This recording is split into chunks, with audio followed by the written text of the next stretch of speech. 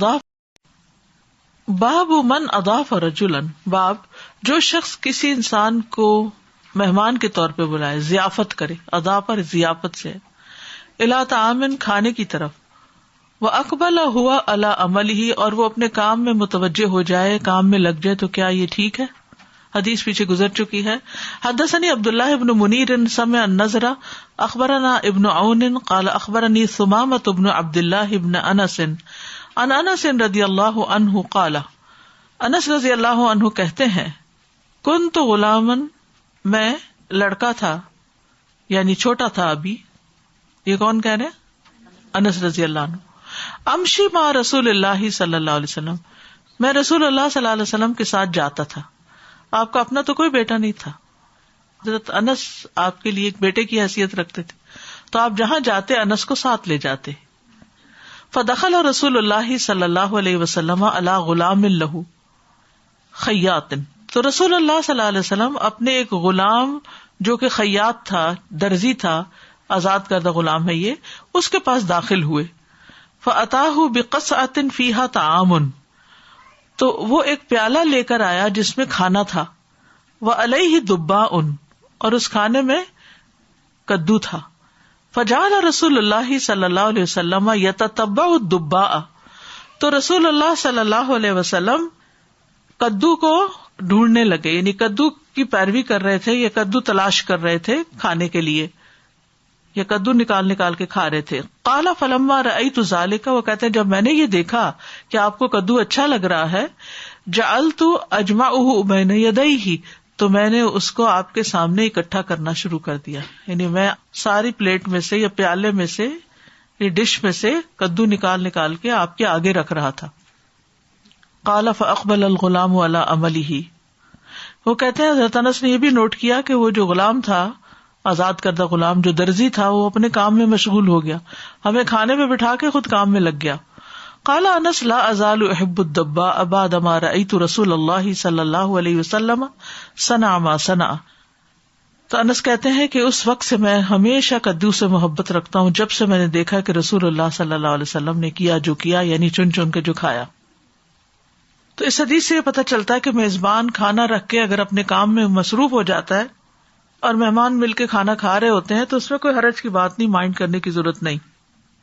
لیکن اگر مہمان اصرار کرے کہ آپ بھی ساتھ کھائیں تو پھر ساتھ کھا لینا چاہیے، جیسے حضرت ابوبکر کے مہمانوں نے اصرار کیا تھا، وہ پیچھے ہم نے حدیث پڑھ چکے ہیں کہ جس میں پھر انہوں نے قسم کھا لی تھی کہ ہم نہیں کھائیں گے جب تک ابوبکر نہیں کھائیں گے، اور پھر جھگڑا بھی ہو گیا تھا۔ جب واپس آیا انہوں نے کھایا نہیں تھا تو حضرت ابوبکر اپنے بیٹے کو ڈانٹنا شروع ہو گئے۔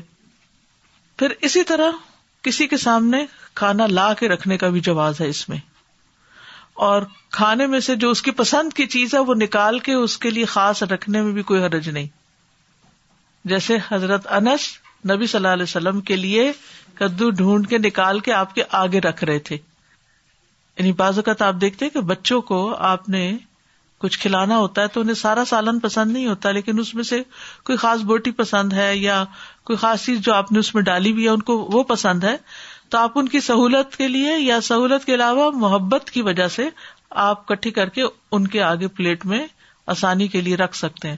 بعض اوقات ہم نوالے بنا کے رکھ دیتے ہیں، کبھی بنایا اپنے بچوں کے لیے؟ میرا نہیں خیال کوئی ماں بھی ایسی ہوگی جس نے لقمے نہ بنا کے دیے، کیونکہ بچے بڑے بھی ہو جاتے ہیں تو پھر بھی کہتے ہیں کہ ایک لقمہ اپنے ہاتھ سے کھلا دیں، ان کو وہ مزہ نہیں بھولتا جو بچپن میں انہوں نے اٹھایا ہوتا ہے ماں کے ہاتھ سے کھانے کا۔ تو بہرحال اصل میں بتانا یہ مقصود ہے کہ یہ بیڈ مینرز نہیں ہے، کیونکہ کچھ چیزوں میں ہم بہت پکی ہو جاتے ہیں، اپنا کھاؤ، یہ کیا تم دوسرے کے آگے رکھ رہے ہو، یہ چیزیں محبت بڑھانے والی بھی ہوتی ہیں۔ مثلاً اگر ہسبینڈ کو یہ پتا ہے کہ بیوی کو کوئی خاص چیز پسند ہے، مثلاً گردے کی بوٹی پسند ہے فار ایگزامپل، اور کھانے میں وہ کبھی کبھار ایک آدھ کوئی آ جاتی ہے، تو ہو سکتا ہے وہ اس کی پلیٹ میں ہو یا اس کے سامنے ہو، تو اٹھا کر اگر بیوی کے سامنے کر دیتا ہے تو یہ چیز محبت بڑھانے والی، اینڈ وائس ورسا۔ تو اب حضرت انس تو چھوٹے سے بچے تھے اور نبی صلی اللہ علیہ وسلم ان کی تو شان ہی کیا، لیکن انس اتنے کیئرنگ ہیں، یہاں سے حضرت انس کا بھی کردار پتہ چل رہا ہے کہ جب انہوں نے دیکھا کہ رسول اللہ صلی اللہ علیہ وسلم یتتبع الدباء، کہ آپ کدو کو تلاش کر رہے ہیں، تو انہوں نے آپ کے بہاف پہ یہ کام کرنا شروع کر دیا, تلاش کر کر کے نکال کے اس میں سے آپ کے آگے رکھ دیا. عام طور پر تو یہ ہوتا ہے نا کہ بڑا چھوٹے کے آگے رکھتا ہے, لیکن یہاں انہوں نے نبی صلی اللہ علیہ وسلم کے آگے اور آپ نے منع نہیں کیا کہ تم ایسا نہ کرو, میں خود ہی کھا لوں گا, میرے اپنے ہاتھ ہے کہ میں کھا سکتا ہوں. اس طرح کی روکھی سوکھی باتیں نہیں کرنی چاہیے. اول تو یہ ہے کہ ہم دوسروں کی پرواہ نہیں کرتے وہ کیا کھا رہے ہیں کیا نہیں کھا رہے, لیکن اگر اللہ کسی کے دل میں ڈالے اور کوئی کرنا چاہے تو اسے کرنے بھی دیا کرے, کیونکہ دیکھیں کسی کا لاڈ کرنا یا کسی سے لاڈ کروا لینے میں کوئی حرج نہیں ہے. ہماری زبان میں لاڈ کہتے ہیں نا اس کو, تو بعض اوقات کہتے ہیں اتنے لاڈ مت کرو. ٹھیک ہے, کسی بھی چیز کی جو ایکسٹریم ہے, حد سے بڑھنا ہے, وہ تو بالکل ٹھیک نہیں, یعنی لاڈ میں بھی حد سے بڑھنا ٹھیک نہیں, لیکن لاڈ کا ہونا ہی نہ زندگی میں, وہ بھی پھر ایک روکی پھیکی زندگی ہے, اس میں بھی کوئی مزہ نہیں ہے. ٹھیک ہے, تو یہ ہمارے دین کی خوبصورتی ہے کہ انسان کی طبیعت اور انسان کے مزاج اور انسان کی ضرورت, یہ محبت بھی تو ایک ضرورت ہے نا انسان کی کہ اس کے اپنے اس کی کیئر کرے. تو ان چیزوں کی رعایت رکھی گئی ہے اور یہ چیزیں ہم نے بھلا دی ہیں. اگر ہم کبھی کرتے بھی ہیں تو ساتھ ساتھ سناتے بھی جاتے ہیں, تم کب بڑے ہوگے, نوالے توڑ توڑ کے تمہیں کھلائیں. اور حضرت عائشہ کہتی ہے کہ بعض اوقات میں حیض کی حالت میں ہوتی اور گوشت کی ہڈی کھا کر رکھتی اور آپ اسی جگہ سے اٹھا کر کھا لیتے تھے. یہ بھی ایک لاڈ کی بات ہے, یہ بھی محبت کا اظہار ہے. کیا کوئی اور بوٹی نہیں ہوگی یا آپ اور بھی کھا سکتے تھے, لیکن اس سے دوسرے شخص کے ساتھ ایک تعلق ظاہر ہوتا ہے. اور دین کی یہ گائیڈنس ہے زندگی کو خوبصورت بنانے کے لیے. کچھ چیزیں ہوتی ہیں زندگی کی ضرورت پوری کرنے کے لیے, اور کچھ ہوتی ہیں اس کی خوبصورتی میں اضافہ کرنے کے لیے, محبت میں اضافہ کرنے کے لیے, اس کے لطف میں اضافہ کرنے کے لیے. یعنی روکھی پھیکی اور سوکھی زندگی بسر کرنا زیادہ تقویٰ کے قریب نہیں ہے. تقویٰ یہ ہے کہ انسان گناہوں سے بچے اور احسان کے درجے میں کام کرے. جی SubhanAllah, I was just thinking that when Allah intends to put some goodness in some food item, He puts so much goodness, like honey, gourd. There are so many benefits, as you mentioned just earlier today. And also people. When He puts goodness in certain people, how much goodness spreads through them. And I was thinking of this amazing hadith we learned yesterday, the example of the believer who recites the Quran. You see, and what is mentioned in that hadith is رِيحُهَا طَيِّبٌ وَطَعْمُهَا طَيِّبٌ. And I'm thinking of students of Quran that are mentioned in these ahadiths, like Anas radhiyallahu anhu and also Abu Hurairah radhiyallahu anhu, how much goodness spread through them because they paid attention to detail. So as those who learn Quran, we should pay attention to detail in the correct way, and then we're able to do ihsan. And Anas radhiyallahu anhu is, he's serving Rasulullah sallallahu alaihi wasallam based on what he likes. He's putting him before himself. Abu Hurairah radhiyallahu anhu also, even though he's very hungry, what does he recollect about this situation? That yes, I was hungry, but he's not feeling bad about himself. He's not feeling sad. He's saying that when I encountered somebody, I would ask them to recite Quran. This is a student of Quran who's working hard. So we need to ask ourselves, what kinds of students of Quran are we? The ones who spread fragrance, who spread khair, who spread goodness. And the same hadith is so scary also that even the hypocrite recites Quran. Yes. And then doesn't spread goodness, is the one who becomes stingy then. And is not generous towards others, but is only wanting benefits selfishly for himself only. So may Allah protect us from that. Ameen. Sadhati, I have a question for a reverse situation. So for instance, if there's a vegetable or something in the food that a child or another person doesn't like, so removing that thing is also okay? Yes, it's okay. یعنی بعض اوقات یہ ہوتا ہے کہ کسی کو کوئی کھانا پسند نہیں ہوتا تو نبی صلی اللہ علیہ وسلم کو جو پسند نہیں ہوتا تھا وہ چھوڑ دیتے تھے. اسی طرح جب آپ کو پتا چل جائے کہ کسی کو پسند نہیں اس کے آگے کھانا رکھنا یا اس کو کوئی خاص چیز, تو وہ وہاں سے ہٹا لینا بھی ایسا ہی ہے. How are you going to develop the taste of it? So, you want to train them to start trying different vegetables, different things. کوشش کرنی چاہیے, لیکن بعض طبیعتوں میں وہ چیز ایکسیپٹیبل ہوتی ہی نہیں, وہ مزاج ہی ایسا ہوتا ہے. So we shouldn't تو پھر insist. فورس نہیں کرنا چاہیے, بہت چھوڑ دینا چاہیے, جی زبردستی نہیں کھلانا چاہیے. اصل بات یہی ہے کہ دوسرے کو مشقت سے بچانا چاہیے, چاہے اس کے آگے کھانا رکھ کے یا ہٹا کے. اصل مقصد کیا ہے؟ مشقت سے بچانا, تکلیف سے بچانا. باب المرق, شوربے کا بیان. یہاں امام بخاری کتاب الاتمہ میں مختلف کھانوں کا ذکر کر رہے ہیں, اور اس زمانے میں کتنے سادے سادے تھوڑے سے ہی کھانے تھے لیکن فائدہ مند. حدثنا عبد الله بن مسلمة عن مالك عن اسحاق بن عبد الله بن ابي طلحة انه سمع انس بن مالك ان خياطا دعا النبي صلی اللہ علیہ وسلم لطعام صنعه. انس بن مالک کہتے ہیں کہ ایک خیاط یا درزی نے نبی صلی اللہ علیہ وسلم کو کھانے پر دعوت دی. صنعه جو اس نے خود تیار کیا تھا. فذهبت مع النبي صلی اللہ علیہ وسلم تو میں نبی صلی اللہ علیہ وسلم کے ساتھ چلا گیا. فقرب خبز شعیر ومرقا فیہ دباء وقدید تو اس نے آپ کے قریب یعنی آپ کے سامنے لا کے رکھ دیا, آپ کو پریزنٹ کیے خبز شعیر جو کی روٹی, ومرقا اور شوربہ فیہ دباء جس میں کدو تھا, وقدید اور سوکھا گوشت تھا, یعنی گوشت اور کدو پکائے ہوئے تھے لیکن گوشت سوکھا والا ڈالا ہوا تھا. رأیت النبی صلی اللہ علیہ وسلم یتتبع الدباء میں نے دیکھا کہ نبی صلی اللہ علیہ وسلم کدو تلاش کر رہے ہیں. من حوالے القصاتی یعنی اس پیالے کے چاروں طرف سے, ڈش کے چاروں طرف سے, آس پاس سے. فلم ازل احب الدباء بعد یومئذ تو اس دن سے میں پھر کدو کو پسند کرنے لگا. اس حدیث میں شوربے کا ذکر ہے, اس لیے امام بخاری یہاں شوربے کا باب باندھا ہے. نبی صلی اللہ علیہ وسلم نے فرمایا ایک اور حدیث میں, جب تم ہنڈیا پکاؤ تو اس میں شوربہ زیادہ رکھو اور اپنے پڑوسی کے حصے کا بھی پانی اس میں ڈال دو تاکہ اس کو بھی پیش کر سکو. جابر سے ایک لمبی حدیث مروی ہے کہ رسول اللہ صلی اللہ علیہ وسلم نے 100 اونٹ ذبح کیے, پھر ہر اونٹ سے گوشت لے کر اسے پکایا, یعنی سارے اونٹوں کا گوشت اکٹھا کر دیا. اس سے ایک اور بات بھی پتہ چلتی ہے کہ بعض اوقات آپ زیادہ کھانا بنانا چاہتے ہیں, ایک دیگ بنانا چاہتے ہیں, تو ایک بکرے سے زیادہ ڈالنا ہے تو 2 بکروں کا گوشت ایک جگہ اکٹھا کرنے میں کوئی حرج نہیں. بعض اوقات یہ بھی ہوتا ہے کہ ایک پہلے دن کا کھانا بچا ہوتا ہے اور ایک آج آپ نے بنایا ہے, تو اب وہ 2 الگ الگ گوشت ہیں, تو ان 2 کو بھی اگر آپ ملا لیتے ہیں ایک تیسری ڈش بنانے کے لیے تو کوئی حرج کی بات نہیں ہے. تو نبی صلی اللہ علیہ وسلم نے 100 اونٹوں کا گوشت تھوڑا تھوڑا تھوڑا ہانڈی میں ڈالا, اسے پکایا, اسے رسول اللہ صلی اللہ علیہ وسلم اور حضرت علی نے کھایا, پھر ان دونوں نے اس کا شوربہ بھی پیا. ٹھیک ہے, تو اس سے بھی شوربے کا پتہ چلتا ہے. باب القدید سوکھے گوشت کا باب. حدثنا ابو نعیم حدثنا مالک ابن انس عن اسحاق ابن عبد اللہ انس رضی اللہ عنہ قال رأیت النبی صلی اللہ علیہ وسلم اتي بمرقۃ فیہا دباء. انس رضی اللہ عنہ کہتے ہیں کہ میں نے دیکھا کہ نبی صلی اللہ علیہ وسلم کے پاس شوربہ لایا گیا جس میں کدو ہے, وقدید اور سوکھا گوشت ہے.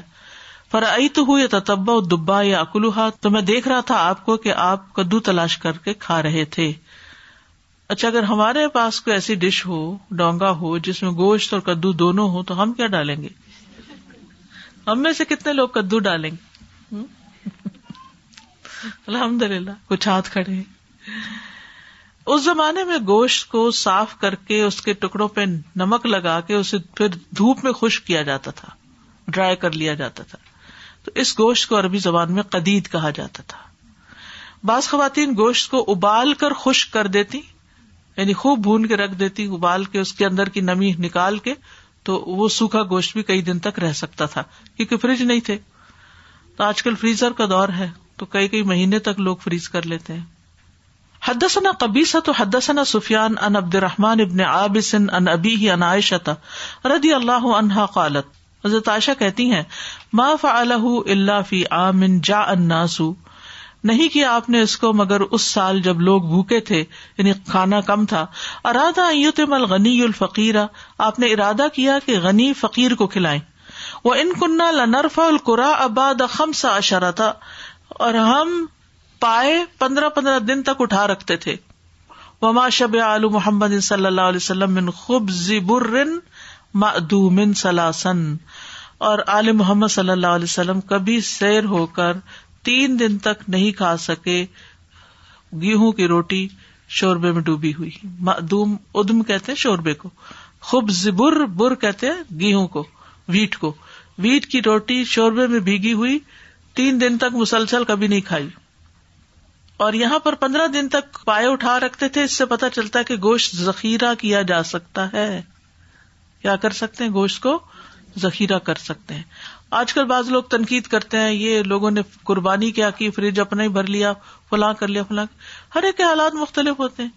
کچھ لوگ نہیں افورڈ کر سکتے، یعنی وہ گوشت جو انہوں نے ویسے کھانا ہوتا ہے اس کے پیسے جمع کر کے وہ قربانی کر لیتے ہیں، اور پھر اس قربانی کا گوشت دوبارہ فریز کر لیتے ہیں اور اس کو استعمال کر لیتے ہیں، وہ نیکی بھی کما لیتے ہیں، اللہ کے نام پہ قربان بھی کر دیتے ہیں اور اس کے بعد اس کا گوشت بھی کھاتے ہیں۔ تو اس سے منع نہیں کیا گیا کہ کوئی شخص اپنی قربانی کا سارا گوشت نہیں کھا سکتا، سارا کھا سکتے ہیں۔ افضل یہی ہے خود بھی کھاؤ، رشتے داروں کو دو، غریبوں کو دو، لیکن اگر نہیں تو بھی ٹھیک ہے۔ بہرحال اس حدیث میں کیا ہے کہ حضرت عائشہ بکری کے پائے رکھ لیتی تھی اور 15 دن بعد استعمال کرتی تھی۔ Ustaza, after yesterday's Sahih Bukhari class, I was just thinking of implementing some of it, and I'm thinking, how do I talk about food? How do I get some more experience and learn some more lessons? But it was dinner time, and Ammi had made some shorba, and there was roti. So I just dipped it and soaked it, and I'm eating, and I'm thinking how much Rasulullah sallallahu alaihi wasallam loved sareed. And then there was orange that I had in my fruit basket. So these days oranges do not have that smell that they used to have. And I was thinking of this example again that we learned in the Sahih Bukhari class. So I grated the skin of the orange just for the smell, and I'm on the study table next to the Quran is on the table, and I'm eating and I'm smelling, just trying to derive inspiration. So much to learn. How is my character good enough? Is it smelling? How much have I learned from the Quran? I recite it. How much of it is coming down in my heart? Just to get that inspiration, I did that. It was a bit crazy, but there was a lot to ponder from that. Yes. کیونکہ جو چیز ایک دفعہ practice کر لی جائے نا، پھر وہ لائف کے لیے انسان کے ساتھ جمع ہو جاتی۔ السلام علیکم استاذہ، وہ پیچھے بات گزری ہے ان کی، حضرت انس لاڑ اٹھاتے تھے آپ صلی اللہ علیہ وسلم کے، تو میں آسیہ کو دیکھتی ہوں وہی بڑے لاڑ اٹھاتی ہیں آپ کے، ماشاء اللہ آپ کو پانی ڈال کے دیتی ہیں، آپ کی جوتے صحیح کر دیتی ہیں اور آپ کے پرس لے کے چلتی ہیں، ماشاء اللہ یہ بھی پیار کا ایک محبت کا طریقہ ہے۔ جی جزا ظاہر ہے کہ ملتی، جو کسی کو رسپیکٹ دیتا ہے یا کسی کے کام آتا ہے۔ بعض اوقات ہمارے ساتھ ہی کوئی بزرگ گزر رہے ہوتے ہیں، ان کو ہم ہیلپ کر سکتے ہیں اگر وہ پسند کریں۔ اس میں یہ ضروری ہے کہ جس کا لاڈ اٹھایا جائے وہ کرنے بھی دے، ایسا نہ اور جھڑک ہی دے تو پھر مزہ خراب ہو جائے۔ باب من ناول او قدم الى صاحبه على المائدة شيئا قال وقال ابن المبارك لا بأس ان يناول بعضهم بعضا ولا يناول من هذه المائدة الى مائدة اخرى۔ باب من ناول، جس نے پکڑایا، او قدم یا پیش کیا، الى صاحبه اپنے ساتھی کو، علی المائدة دسترخوان پر، شیئا کچھ، یعنی کیا یہ جائز ہے کہ آپ سب بیٹھے ہوئے ہیں تو اپنے ساتھی کی ہیلپ کریں؟ پیچھے تو ہے نا کہ کدو ڈھونڈ کے دیں، اور یہاں کیا ہے کہ اگر ڈونگا اٹھا کر دیں تو کیا اس کی اجازت ہے؟ قال وقال ابن المبارک، ابن المبارک نے کہا لا بأس ان يناول بعضهم بعضا، کوئی حرج نہیں کہ بعض کو کچھ پکڑا دیں، ولا يناول من هذه المائدة الى مائدة اخرى، اور نہ پکڑائے اس دسترخوان سے اس دسترخوان تک کوئی چیز، یعنی اس دسترخوان سے اٹھا کے اس پہ نہ لے جائی جائے، لیکن ایک دسترخوان پہ جو کچھ ہے وہ ایک دوسرے کو دے دیا جائے، سرو کر دیا جائے۔ ٹھیک، واضح؟ یہ دسترخوان کے آداب ہے۔ بعض اوقات ایسا بھی ہوتا ہے کہ ویڈنگ میں سسرال والوں کے لیے بعض اوقات زیادہ اہتمام کیا جاتا ہے، ان کے ٹیبل پہ پھول ہو سکتے ہیں، کوئی ایکسٹرا ڈش ہو سکتی ہے یا کچھ اور چیز ہو سکتی ہے، تو میں نے دیکھا کہ بعض لوگ اپنی ٹیبل پہ نہیں بیٹھتے، وہ گھومتے پھرتے رہتے ہیں، چل پھر کے کھانا کھاتے ہیں، اور جہاں کوئی چیز اپنی پسند کی دیکھی وہاں سے جا کے ڈال لی۔ یہ بھی بیڈ مینرز میں سے ہے۔ آپ کو جہاں جگہ ملی اور اس پہ جو نصیب میں آیا اب وہ اس کو کھا لیں، اب اس کی تما نہ رکھے جو کسی اور کے لیے رکھا گیا، کیونکہ میں نے یہ پرسنلی نوٹ کیا ایک دفعہ نہیں، ایک سے زائد دفعہ، کہ کچھ لوگ اپنی پلیٹ میں نہیں دیکھتے یا اپنے ٹیبل کو نہیں دیکھتے یا اپنے دسترخوان کو نہیں دیکھتے، وہ دیکھتے ہیں کہ دوسرے کے پاس کیا ہے، وہاں کیا ہے۔ تو اس میں بھی انسان کو احتیاط برتنی چاہیے اور جو ملے قناعت سے کھا لینا چاہیے۔ تو ایک دسترخوان کی چیز دوسرے دسترخوان پر شفٹ نہ کی جائے، ٹھیک ہے، لیکن ایک دسترخوان پر اگر کوئی ایک چیز دوسرے کو اٹھا کے دیتا ہے، اس کے آگے رکھتا ہے، اس کو کھانے کو دیتا ہے، یعنی آپ کھا رہے ہیں، آپ دوسرے کو آپ نے دیکھا اس کی پلیٹ ختم ہو گئی یا وہ لائن ابھی بھی لگی ہوئی ہے تو آپ کی پلیٹ میں ایکسٹرا فوڈ رکھیے، آپ پیار سے اٹھا کے دوسرے کی پلیٹ میں رکھ دیتے ہیں۔ عموماً بیٹھتے بھی سارے ایک جیسے لوگ ایک جگہ اکٹھے ہیں نا، جس سے آپ کو محبت ہوتی ہے اس کے قریب قریب آپ بیٹھتے ہیں، اتنے میں مزاج شناسی بھی ہو جاتی ہے، آپ کو پتہ چل جاتا ہے کہ اگر میں نے اس کے لیے کچھ رکھا تو یہ مائنڈ نہیں کرے گی. کچھ لوگ تو جھوٹے میٹھے کا بھی بہت فس کریٹ کرتے ہیں، لیکن کچھ لوگ اس کو مائنڈ نہیں کرتے، وہ ایک دوسرے کی پلیٹ میں ایک دوسرے کے بچے ہوئے کھانے کو بھی کھا لیتے ہیں. بعض اوقات ایسا ہوتا ہے کہ آپ ڈال لیتے ہیں ایک چیز، لیکن اس میں مثلا نمک زیادہ ہے یا تیل زیادہ ہے یا کوئی ایسی چیز ہو گئی ہے کہ جو آپ نہیں کھا سکتے، تو آپ کا ساتھی کہتا ہے کہ میں کھا سکتا ہوں، تو وہ بھی دوسرے کو دے سکتے ہیں. تو ایک دوسرے کو اٹھا کے کوئی چیز دینا یا شیئر کرنا یا دوسرے کی مدد کرنا، اس میں کوئی حرج نہیں. یعنی ایک تھال سے دوسرے تھال میں کھانا منتقل کیا جا سکتا ہے، لیکن ایک دسترخوان سے دوسرے دسترخوان میں نہیں. ہاں یہ ہوتا ہے کہ بعض شادیوں میں آپ نے دیکھا ہوگا کہ لوگ لائن بنا کے کھڑے ہو جاتے ہیں، وہ جہاں سے کھانا چلتا ہے وہ ٹیبلز پر پہنچانا ہوتا ہے جب، تو وہ ایک پکڑاتا ہے دوسرے کو، دوسرا پکڑاتا ہے تیسرے کو، تو وہ ایک جگہ سے دوسرے میں شفٹ ہو رہا ہوتا ہے، تو اس میں کوئی حرج نہیں ہے. لیکن جب کچھ کھا رہے ہوں تو کھاتے کھاتے اچھا آپ کے ٹیبل پہ ہے، اٹھایا، پوچھا نہیں، اجازت نہیں لی اور جا کے اپنے پہ رکھ کے سب کو بانٹنا شروع کر دیا، یہ نہیں ہونا چاہیے. Sometimes people are eating from a shared plate, so from a big platter. I remember once in Saudi we were brought food, like it was a huge dish, with rice and pieces of meat. So, if 2 or 3 people are eating from the same dish, and then somebody takes like 2 or 3 pieces of meat and then gives them to somebody else, then of course that's not fair. Because now you only have rice left or bones left. بالکل. So it's not fair. کیونکہ سب کا لحاظ رکھنا چاہیے. دیکھیں اگر انسان ایک کرائیٹیریا رکھ لے نا کہ جو چیز مجھے اپنے لیے اچھی نہیں لگتی وہ مجھے دوسرے کے لیے بھی نہیں کرنی، تو ساری چیزیں حل ہو جاتی، کوئی لمبے چوڑے لیکچر کی بھی ضرورت نہیں رہتی. حدثنا اسماعیل قال حدثني مالک عن اسحاق ابن عبد الله ابن ابي طلحة انه سمع انس بن مالك يقول ان خياطا دعا رسول الله صلی اللہ علیہ وسلم لطعام صنعه. ایک درزی نے رسول اللہ صلی اللہ علیہ وسلم کو کھانے کی دعوت دی جو اس نے بنایا تھا. قال انس کہتے ہیں فذهبت مع رسول اللہ صلی اللہ علیہ وسلم الى ذلك الطعام. انس کہتے ہیں میں رسول اللہ صلی اللہ علیہ وسلم کے ساتھ اس کھانے پر گیا تھا.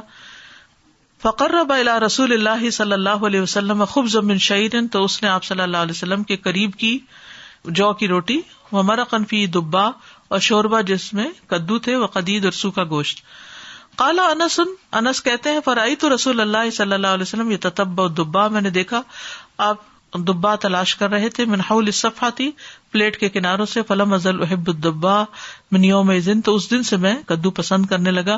وقال ثمامۃ عن انس فجعلت اجمع الدبا بین یدیہ، ثمامہ کہتے ہیں کہ انس کہتے ہیں کہ میں آپ صلی اللہ علیہ وسلم کے سامنے کدو کو اکٹھا کرنے لگ گیا. تو اس سے کیا بات پتہ چلتی ہے کہ ایک دسترخوان پر بیٹھے ساتھی کو کھانا دیا جا سکتا ہے، چاہے اپنی پلیٹ سے نکال کے دیں، چاہے اگر کمبائنڈ پلیٹ ہے اور اس میں سے اس کو کچھ مشکل ہے دوسری طرف سے اٹھانے میں تو دوسری طرف اس کو گھما دیا جائے. کچھ موونگ ٹیبل بھی ہوتے ہیں نا، تو اس میں آپ ایک چیز لے رہے ہیں، کسی کو وہ چیز چاہیے تو آپ اس کو سلائڈ کر لیتے ہیں. اسی طرح جس کو چاہت نہیں، جس کو نہیں کھانا، اس کے اوپر زیادتی بھی نہ کی جائے. ریورس کیا ہے، یعنی جو پسند کرتا ہے اس کو تو دیا جائے، اور جو پسند نہیں کرتا اسے زبردستی کھلانا جو ہے وہ تکلیف دینے والی بات ہے. باب الرطب بالقثاء، تازہ کھجوریں ککڑی کے ساتھ، کیوکمبر اینڈ ڈیٹس. حدثنا عبد العزیز بن عبد اللہ قال حدثني ابراہیم بن سعد عن ابیہ عن عبد اللہ بن جعفر بن ابی طالب رضی اللہ عنہما قال رأیت النبی صلی اللہ علیہ وسلم یأکلن الرطب بالقثاء. جعفر بن ابی طالب کہتے ہیں کہ میں نے نبی صلی اللہ علیہ وسلم کو دیکھا کہ آپ کھا رہے تھے تازہ کھجوریں ککڑی کے ساتھ، کیوکمبر کے ساتھ. تو ان دونوں کو ملانے کی صورت کیا ہے کہ کھجوروں میں کچھ ککڑی ڈال دی جاتی ہے اور انسان ان کو اکٹھا کھاتا ہے، یعنی ایک کھجور کھائی اوپر سے ککڑی کھائی، ایک بائٹ اس کا لیا ایک اس کا لیا، تو وہ مکس ہو کے بہت لذیذ بن جاتا ہے. اسی طرح بعض لوگ کھجوروں کو مکھن کے ساتھ کھاتے ہیں، بعض لوگ کریم کے ساتھ کھاتے ہیں، بعض لوگ بادام کے ساتھ کھاتے ہیں، تو کوئی حرج کی بات نہیں ہے. خشک اور تر کو ملا کے کھایا جا سکتا ہے. ٹھیک ہے، کھجور کا مزاج جو ہے یہ گرم بھی ہے اور خشک بھی ہے، اور ککڑی جو ہے یا کھیرا جو ہے یہ سرد اور تر مزاج رکھتا ہے، تو دونوں ایک دوسرے کو درست کر دیتے ہیں. خالی کھیرا کھایا جائے تو بھی نقصان دے سکتا ہے کسی کو، خالی کھجورے کھائیں تو کسی اور کو نقصان دے سکتی، تو یہ ایک بیلنسڈ فوڈ بن جاتی ہے. مسلم کی روایت میں کہ نبی صلی اللہ علیہ وسلم نے دونوں کو اس لیے جمع کیا کہ یہ معتدل مزاج والی بن جائے. ان میں سے ہر ایک دوسرے کی اصلاح کرتا ہے اور اس کے نقصان کو ختم کر دیتا ہے. ککڑی کے اپنے فائدے ہیں. بنی اسرائیل نے بھی ککڑی مانگی تھی. کھجور کے بھی بہت فائدے ہیں. اگر جلد میں گلنے سڑنے کا عمل پیدا ہو جائے تو اس میں بھی فائدہ دیتی ہے. کھجور جسم کو موٹا بھی کرتی ہے. ککڑی اور کھجور ملا کے کھانے سے جسم بڑھتا ہے. حضرت عائشہ کہتی ہے میری والدہ نے چاہا میں کچھ موٹی ہو جاؤں تاکہ مجھے رسول اللہ صلی اللہ علیہ وسلم کے گھر بھیجا جا سکے, رخصتی کی جا سکے, مگر مجھے ان کی حسب منشا کسی چیز سے فائدہ نہ ہوا, حتیٰ کہ انہوں نے مجھے ککڑی اور کھجور ملا کر کھلائی تو میں اس سے خوب موٹی ہو گئی. کسی احتیاط سے کھائیے گا, سنت سمجھ کے کھاتے ہوئے. اچھا, اس سے یہ بھی پتہ چلتا ہے کہ غذاؤں کو ملا کے بھی کھایا جا سکتا ہے. ایک یہ بھی ہے نا کہ سنگل فوڈ, سنگل آئٹم, ایک چیز کھانی چاہیے ایک وقت میں, تو اگر دو چیزیں ملا کے کھا لی تو کوئی حرج نہیں ہے. نبی صلی اللہ علیہ وسلم کچھ اور چیزیں بھی ملا کے کھاتے تھے, جیسے تربوز اور تازہ کھجور ملا کے کھاتے, اور فرماتے ہم کھجور کی گرمی اس تربوز کی ٹھنڈک سے اور اس کی ٹھنڈک کا اس گرمی سے توڑ کرتے ہیں. اعتدال. اب یہ باب جو ہے یہ بلا عنوان ہے. بعض نسخوں میں باب الحشف بھی اس کو کہا گیا ہے. حشف ردی کھجور. حدثنا مسدد حدثنا حماد بن زید عن عباس الجریری عن ابی عثمان قال تضیفت ابا ہریرہ, میں مہمان بنا ابو ہریرہ کا. ابو عثمان النہدی ابو ہریرہ کے پاس 7 راتوں تک مہمان رہے. ٹھیک ہے, 7 کا مطلب ہے 7, 1 ویک ان کے گھر رہے. فکانا ہوا, تو ابو عثمان کہتے ہیں کہ وہ ابو ہریرہ وامرأتہ اور ان کی بیوی بسرہ بنت غزوان وخادمہ اور ان کے خادم یعتقبون اللیل اثلاثا, رات کو 3 حصوں میں ایک دوسرے کا پیچھا کرتے. یصلی ھذا, یہ نماز پڑھتا 1/3, ثم یوقظ ھذا, پھر وہ دوسرے کو جگا دیتا اور پھر وہ آگے تیسرے کو. وسمعت یقول قسم رسول اللہ صلی اللہ علیہ وسلم بین اصحابہ تمرا, کہ رسول اللہ صلی اللہ علیہ وسلم نے اپنے ساتھیوں میں کھجور تقسیم کی. فاصابنی 7 تمرات, تو مجھے 7 کھجوریں ملی. احداہن حشفا, ان میں سے ایک ردی کھجور تھی.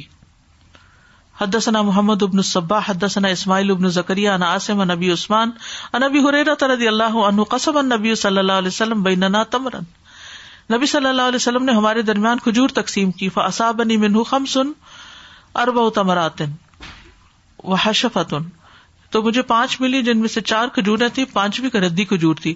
ثم رأیت الحشفۃ, پھر میں دیکھا کہ ردی کھجور ہی اشدہن لضرسی, وہ میرے دانت کے لیے سب سے زیادہ سخت ہے, یعنی چبائی نہیں جا رہی تھی. ردی قسم کی وہ کھجور ہوتی ہے حشفہ جو درخت کے اوپر نہیں پکتی, خشک ہو کے جلدی گر جاتی ہے, سوکھ کے. اس سے یہ پتہ چلتا ہے کہ صحابہ کرام کس طرح کی زندگی بسر کرتے تھے اور صرف کھجوروں پر بھی قناعت کرتے تھے. کبھی 7 کھجوریں ملی, کبھی 5 ملی, اور ان میں سے بھی ایک ردی ملی. تو اس میں کوئی تضاد نہیں ہے کہ ایک سے زیادہ مرتبہ یہ واقعہ پیش آیا ہوگا. پھر اسی طرح سرکاری سطح پر راشن کی تقسیم بھی کی جا سکتی ہے, یعنی نبی صلی اللہ علیہ وسلم خود تقسیم کرتے تھے لوگوں میں کھانا, کیونکہ کھانا کم ہوتا تھا. یہاں یہ بھی پتہ چلتا ہے کہ بعد میں حضرت ابو ہریرہ کے حالات بہت بدل گئے تھے. ان کی شادی بھی ہو گئی تھی اور ان کے پاس خادم بھی تھا. اس کے باوجود رات کو عبادت میں سارا گھر لگا رہتا تھا, یعنی ساری رات ان کے گھر میں عبادت ہوتی تھی. 1/3 غلام عبادت کرتا, پھر 1/3 بیوی کرتی اور 1/3 شوہر کرتے, یعنی پوری رات گھر جاگتا تھا. سبحان اللہ. یعنی جب ان کو دنیا کی نعمتیں بھی ملی صحابہ کرام کو, تو انہوں نے اس میں اپنے آپ کو اس طرح کا مصروف نہیں کیا کہ وہ گم ہو گئے ہوں دنیا میں, بلکہ اللہ کو یاد رکھا. قرآن مجید میں بھی کھجور کا ذکر ملتا ہے, خاص طور پر نفاس والی عورت کے لیے کھجوروں کی اہمیت ہے, جو حضرت مریم کو اللہ تعالیٰ نے تازہ کھجور کھانے کے لیے کہا. آپ صلی اللہ علیہ وسلم نے فرمایا جس گھر میں کھجور نہیں وہ گھر اس گھر کی مانند ہے جس میں کوئی کھانا نہیں. ایک اور روایت میں آتا ہے آپ نے فرمایا عائشہ جس گھر میں کھجور نہ ہو وہ گھر والے بھوکے ہیں. آپ نے یہ بات فرمائی 2 یا 3 دفعہ. آپ کے گھر والوں کی عمومی خوراک جو تھی وہ کھجور اور پانی تھا. پھر نبی صلی اللہ علیہ وسلم کھجوریں خوشے سے بھی اور گھابے سے بھی کھاتے, اس کے لیے نگودا بھی کھاتے تھے. نو مولود کی بھی پہلی غذا وہی ہوتی تھی, اس کو گھٹی چٹائی جاتی تھی. کھجور بہترین سحری بھی ہے, کھجور سے افطاری بھی کی جاتی ہے. کھجور صدقہ کرنے کا بھی بہت بڑا اجر ہے. اللہ تعالیٰ ایک کھجور کو بڑھا کر احد پہاڑ جتنا کر دیتا ہے. وآخر دعوانا ان الحمد للہ رب العالمین. سبحانک اللہم وبحمدک اشہد ان لا الہ الا انت استغفرک واتوب الیک. السلام علیکم ورحمۃ اللہ وبرکاتہ.